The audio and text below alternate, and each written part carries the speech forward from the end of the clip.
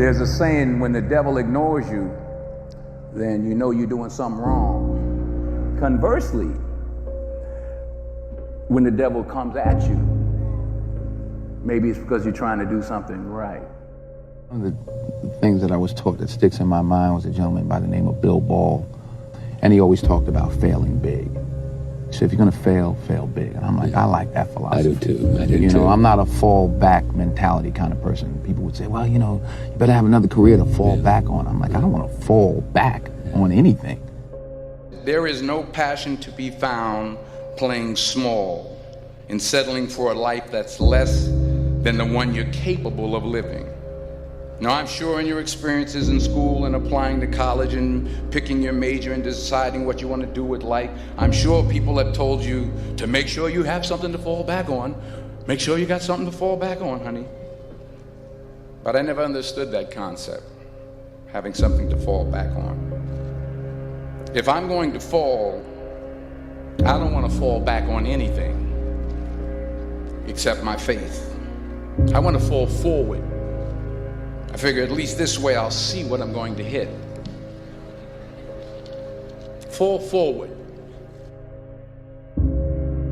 Society is forcing success down our throat, comparative success down our throat.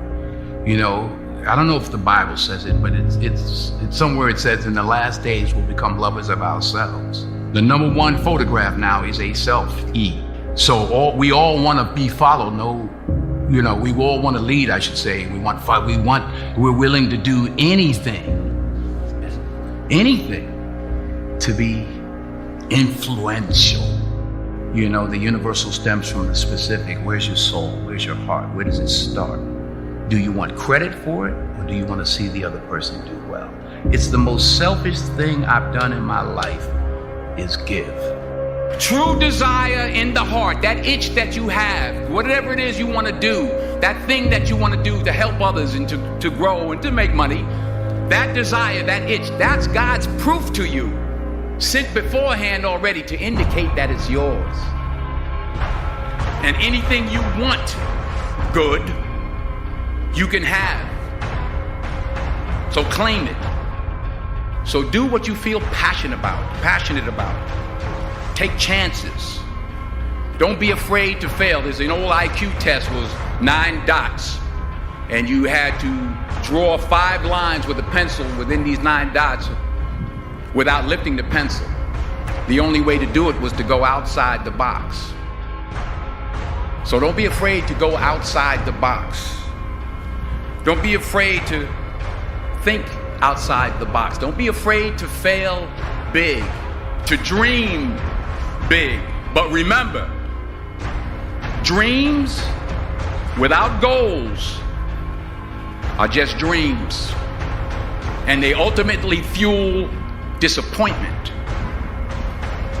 So have dreams, but have goals. You know, but fame is a monster. You know, and we all have these ladders of battles, roads we have to walk in our given lives. Be you famous or whoever's out there listening, we all have our individual challenges. Fame just magnifies the problems and the opportunities. I never looked at things as problems. I look at them as opportunities. Maybe that's something I can say. You know, someone, well, she did this, and well, what an opportunity you had to make a difference. Because you never know who's watching. Imagine you're on your deathbed, and standing around your deathbed are the ghosts representing your unfulfilled potential. The ghost of the ideas you never acted on. The ghost of the talents you didn't use. And they're standing around your bed, angry, disappointed, and upset. They say, we came to you because you could have brought us to life, they say. And now we have to go to the grave together. So I ask you today, how many ghosts are going to be around your bed when your time comes? The chances you take, the people you meet, the faith that you have, that's what's going to define you. Never hold back. Give everything you got. And when you fall throughout life, remember this: fall forward. If you don't fail, you're not even trying. To get something you never had, you have to do something you never did.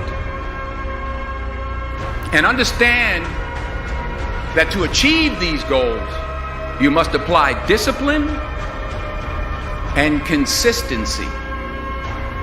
In order to achieve your goals, you must apply discipline, which you have already done, and consistency every day, not just on Tuesday and miss a few days. You have to work at it every day. You have to plan every day. You've heard the saying, we don't plan to fail, we fail to plan. Hard work works. Working really hard is what successful people do.